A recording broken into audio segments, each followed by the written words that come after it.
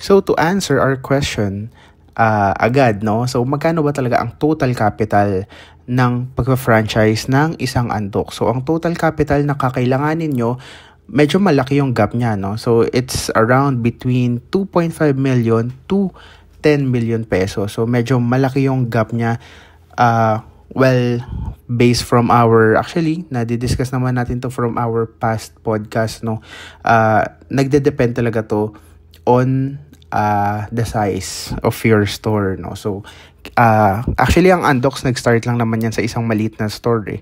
Pero ngayon kung makikita nyo, nakakapag set up na talaga sila ng restaurant type na Undock. So makikita nyo siya sa several malls. Hindi pa siya ganun ka-boom, hindi pa siya ganun kadaming branch, pero may mga iilan-ilan na tayo makikitang mga Undock na restaurant. Same with Chooks to Go, no? So I think pwede rin nating i-topic yung Chooks to Go sa mga next video natin. Pero ngayon, focus lang tayo kay Undock. So ngayon, ang total capital na kakailanganin nyo is around, again, 2.5 to 10 million pesos depending on your location and how big your store is. Okay? So kasama na dyan yung franchise fee, construction cost, rental deposits, security deposits, yung materials nyo and machineries. Ayan. So included na lahat dyan.